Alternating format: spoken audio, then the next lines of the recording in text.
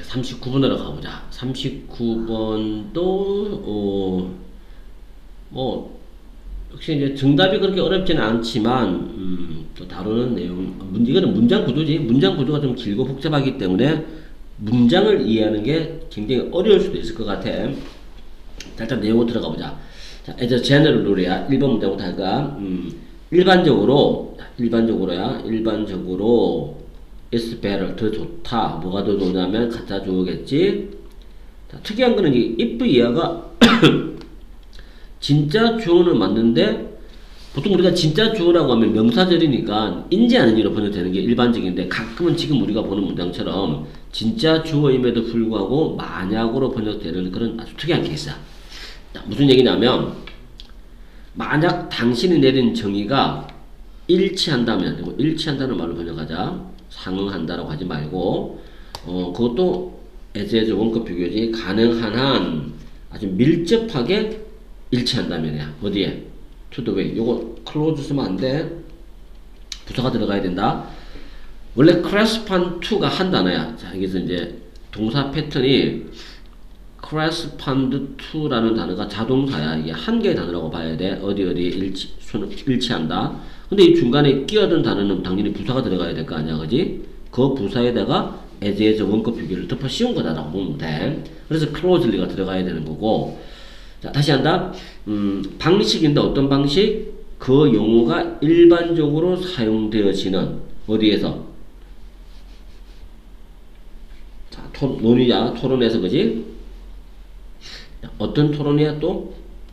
당신의 주장이 퍼티넌트가 이게 관련되는지, 그지? 당신의 주장하는 바와 관련된 종류의 토론에서 일반적으로 그 용어가 사용되어지고 있는 그 방식이지. 자, 방식과 가능한 한 밀접하게 당신이 내는 정의가 일치한다면 훨씬 더 좋을 것이다 라는 문장이야. 그러나가 또 나왔어. There will be occasions. 어떤 경우가 있을 것이야? 적절한 경우가 있을 것이야. 이거 관계 부사지, 위치가 아니고 관계 부사 where를 썼어. 자, 뭐가 더 적절해? 심지어 더 필수적일 때가 있을 것이야. 이것도 가져오지. to 이하가 진짜 주어야. 코인이라는 단어는 신조어를 만들다지. 특별한 용도를 새롭게 만들어내는 게 오히려 더 적절할 수가 있어. 뭘 통해서? 철학자들이 뭐라고 불렀던 거? 여기 명사 빠졌지, 그지? 자극적 정의라고 불렀던 거. 자극적 정의라고 철학자들이 불렀던 것을 통해서 새로운 용례나 용법을 만들어내는 게 더 적절하거나 더 필수적이게 되는 그런 경우가 있을 수가 있다는 얘기인가. 자, 이 두 가지 문장이 문법 구조도 굉장히 복잡하고 1번, 2번 문장, 그지? 자, 요거 문법 구조 잘 이해해야 돼. 근데 내용은 그렇게 어렵지 않게 정리를 한번 해볼 수 있어. 무슨 얘기냐면, 첫 번째 문장에서 얘기하는 거는,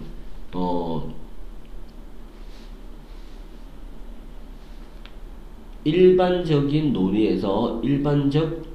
논의에서 흔히 사용되는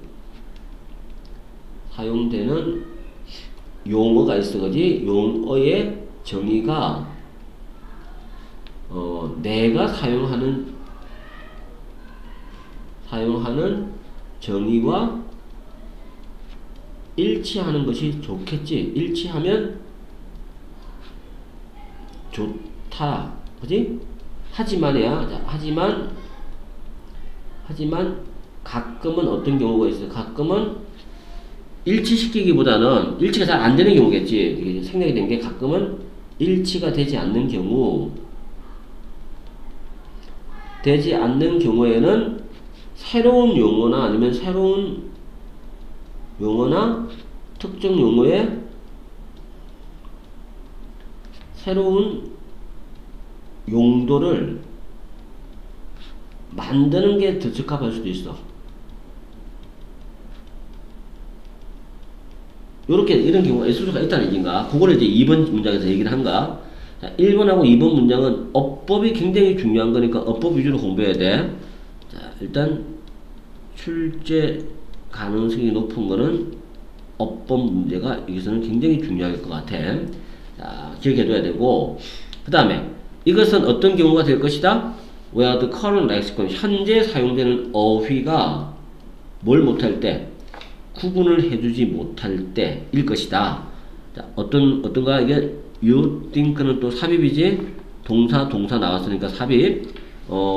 철학적으로 아주 중요한 그런 구분을 현재 이 어휘의 용도가 그거를 설명을 못 해준다는 얘기인가? 자, 그런 경우야. 다시. 이것은 어떤 경우냐면, 현재 관계부사 또 나왔어. 현재 어휘가 철학적으로 아주 중요하다라고 네가 생각하는 그런 구분이 있는데 그 구분을 제대로 해주지 못할 때 새로운 용도나 새로운 어휘를 만들어내는 게 더 좋다는 얘기인가. 자, 그런 것들은 예를 들면 언제 일어나? 내가 만약에 다소 당신의 당신의 기억과 기억을 공유하고 있다면 그런 것들이 일어날 수 있어. 뜬금없이 갑자기 기억? 웬 기억? 이상하지, 그지? 거기다가 such a thing. 이게 대체 뭐야? 그런 것들. 자, 그런 것들, 우리가 만약에 이 문장들이 자연스러운 문장이라면 그런 것들이라고 하는 거는 철학적으로 중요한 것을 구분하지 못하는 경우를 말한단 말이야. 근데 그게 내용상 봤을 때 그게 아닌 것 같아. 그래서 이 자리에 들어가줘야 되는가. 자, 그거를 잡아줘야 되는 건데, 예를 들면, 우리는 일반적인 언어 사용에서는 해당되는 용어가 없을 것이야. 어떤 걸 설명해주는 용어야? 기억을 설명해주는 용어가 없을 거야. 어떤 기억이냐면, 반드시 뭘 필요는 없는 거? 어떤 것에 대한 기억일 필요는 없는. 어떤 거냐면, 기억이다. 그 기억을 가지고 있는 그 사람이 실제로 경험했던 어떤 것에 대한 꼭 기억일 필요는 없는 애매모호한 기억이라고 하는 게 따로 있다는 거야. 그거를 설명해 줄 만한 단어가 없다는 거야. 역시 사본문제도 굉장히 어려워. 자, 그리고 이제 그런 일들은 그런 식의 기억이야. 내가 실제로 경험한 것도 아닌데 내가 기억을 하고 있는 그런 일들은 일어날 수가 있어. 예를 들면 내가 만약에 당신의 기억과 내가 공유를 하는 부분이 있으면 내가 직접 경험한 건 아니지만 내가 기억하고 있는 그런 것들이 있을 수가 있는가. 다시 말해서 I would have a memory type experience야. 기억과 유사한 종류의 경험을 하게 되는 거지. 하지만 이것이 뭐는 아니야. 내가 실제로 경험한 어떤 것은 분명히 아닐 거란 얘기야. 이것을 뭐라고 부른다? memory, 기억이라고 부른다라고 하는 것은 잘못된 일일 수도 있어. 이런 이유들 때문에 철학자들은 신조어를 만들었어. 특별한 언어, 꽈지 메모리, 준 기억이라고 하는 말을 만들어냈다는 거지. 뭘 나타내기 위해서 이런 식의 가설적 기억 비슷한 그런 경험들을 나타내기 위해서 꽈지 메모리라는 단어를 만들어낼 정도다라는 얘기인데, 내가 직접 경험한 건 아니지만 경험했던 거와 같은 거는 약간 착각에 빠지는 그런 경우에 우리는 이거를 준기억이라는 말로 철학자들이 부르고 있다는 얘기인가. 일반 언어로서는 설명이 안 되기 때문에 어쩔 수 없이 새로운 단어를 만들어낼 수밖에 없었다는 얘기겠지, 그지? 자, 그거를 요 내용이야. 요 내용에 대한 예시가 그냥 기억이라는 말로는 설명이 안 될 때 어쩔 수 없이 준기억이라는 용어를 철학자들이 만들어내게 된다. 자, 그거를 예시로서 이제 마지막 마무리를 한 거다라고 생각을 하면 돼. 자, 그런 식의 내용이고, 그래서 이것도 당연히 이제 출제 가능성이 높은 거는 어법이 워낙 중요하지, 그지? 중요하고, 그 다음에 요약문. 출제 가능성이 되게 높지, 그지? 요약문. 자, 이거 기억해둬야 되는 거고, 그 다음에, 삽입 같은 경우에는, 원래 이 문제가 삽입 문제잖아, 그지? 자, 이거를 이제, 이번에는 순서 문제로 바꿔서 출제를 할 수 있으니까 이것도 기억을 해야 돼. 자, 그렇게 가야 되고, 주제는 어떻게 정리할까?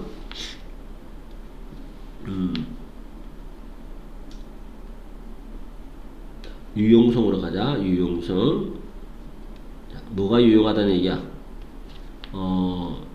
new coinage야. 새로운 신조어 만들기가, 신조어가 유용할 수가 있어. 뭐 하는 데 in describing 설명하는 데 있어서는 뭘 설명해? A term that does not fit in existing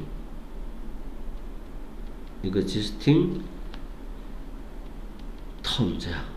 자, 기존의 단어하고는 잘 맞아떨어지지 않는 그런 하나의 용어나 경험을 묘사할 때는 새로운 단어를 만들어내는 게 훨씬 더 유용하다라는 이제 관점으로 얘기한 건데, 그에 대한 대표적인 예시가 뭐였지? 예시가 메모리라는 단어하고 꽈지 메모리, 그지? 준기억이라고 하는 단어. 자, 요 단어를 예시로서 설명을 하고 있다라고 이제 생각하면 되겠지? 이렇게 해서 이제 39번 문제도 정리를 해볼 수 있을 것 같아.